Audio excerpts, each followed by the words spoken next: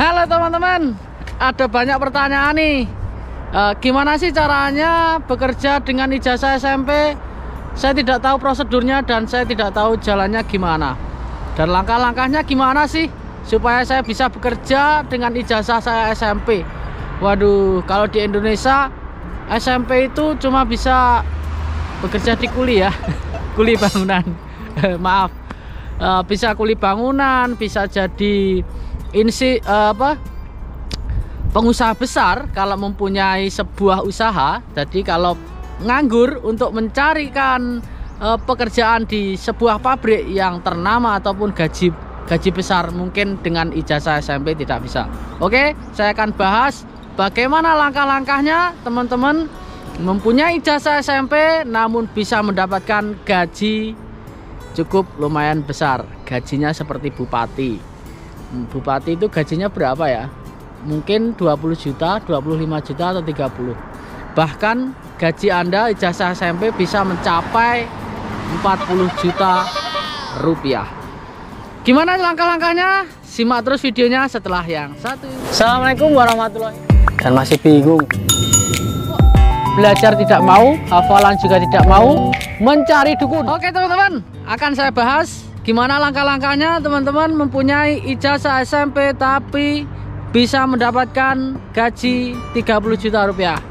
Ikuti terus ya, simak terus, jangan sampai di skip supaya teman-teman tahu.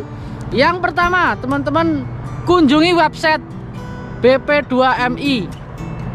Nah, di situ ada cara daftarnya. Ini ada dua cara. Yang pertama mandiri dan yang kedua mendaftar melalui LPK.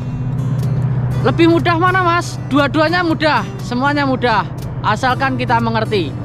Di LPK pun kalau teman-teman nggak tahu, teman-teman juga akan kesulitan. Mandiri jika nggak tahu juga akan kesulitan. Sebentar, ada kereta api lewat, itu bisa kita lihat. Nggak bisa. Ya udah, nggak apa-apa. Suaranya saja ya. Oke, yang pertama kita bahas dulu mandiri. Kalau kita bahas mandiri, kalau caranya mandiri buat teman-teman, lihat terus, pantengin terus websitenya BP2MI. Di situ ada cara belajar, ada cara pendaftar, ada cara bagaimana menghafalkan kosakata. Di situ ada semuanya. Di situ ada kosakata, ada soal-soal ujian untuk mendaftar ujian, dan juga ada petunjuk-petunjuknya ataupun langkah-langkahnya di situ ada. Jadi teman-teman silahkan pantengi saja BP2MI, websitenya BP2MI untuk program G2G Fishing ataupun manufaktur untuk ijazah SMP, SMA, baik itu sarjana D1 ataupun D2. Selanjutnya untuk yang langkah kedua adalah melalui LPK. Nah, ini lebih gampang. Anda datang ke LPK terdekat, bawa ijazah dan dokumen yang lainnya, mungkin ijazah, KK, KTP, harus punya KTP terlebih dahulu ya. Meskipun ijazah SMP harus punya KTP, karena saya membahas di video sebelumnya harus usianya di atas 18 tahun mempunyai KTP. Nah, bawa dokumen lengkap, ataupun kalau teman-teman nggak punya dokumen lengkap, tanya dulu dokumennya apa di LPK terdekat. LPK manapun bagus, kecuali yang meminta target uang terlebih dahulu sebelum terbang. Nah, ini jangan ikuti LPK seperti ini, dan memberikan iming-iming 2 bulan terbang, 3 bulan terbang. Jangan masuk LPK tersebut. Nah, bagaimana mas caranya? Tanya di LPK tersebut. Nanti teman-teman belajar bahasa terlebih dahulu, mengikuti ujian datangnya kapan mas? Itu ada di websitenya BP2MI, bisa dilihat lagi. Nah, teman-teman silahkan pantengi saja itu, nanti akan teman-teman bisa bekerja di Korea. Nah, kalau lewat LPK itu lebih mudah. Nanti jika ada pengumuman ujian ataupun apapun, bisa diumumkan di grup. Biasanya seperti itu. Nah, jadi teman-teman, langkah yang pertama teman-teman itu datangi LPK untuk yang ikut LPK. Nanti tanya di situ, langkah-langkahnya akan dibawa oleh LPK sampai terbang ke Korea, ngabur gitu. Seperti saya kemarin.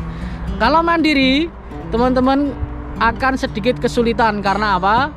Mandiri harus mencari soal-soal sendiri, kosakata sendiri, dan harus pantengi websitenya BP2MI sendiri. Nah, itulah caranya, itu hanya 2 langkah ini. Yang pertama mandiri dan juga LPK. Ini semua ijazah bisa, minimal SMP. Jadi teman-teman ijazah SMP bisa mendapatkan gaji yang cukup lumayan besar di sini. Maka dari itu jangan pernah putus asa, karena kegagalan adalah kunci dari keberhasilan. Jadi teman-teman tetap semangat. Meskipun ijazah SMP harus mempunyai kreativitas dan semangat yang tinggi supaya teman-teman bisa bekerja di Korea. Mungkin itu saja yang bisa saya sampaikan dalam video kesempatan kali ini. Mohon maaf jika kurang jelas. Bisa tanya-tanya di kolom komentar caranya gimana, ataupun nanti akan saya buatkan video sendiri. Dan jangan lupa bagi teman-teman yang baru datang, silahkan subscribe dan loncengnya dibunyikan supaya teman-teman tetap tahu informasi terbaru dari saya. Semoga bermanfaat. Salam kegagalan adalah kunci dari keberhasilan. Annyeonghaseyo.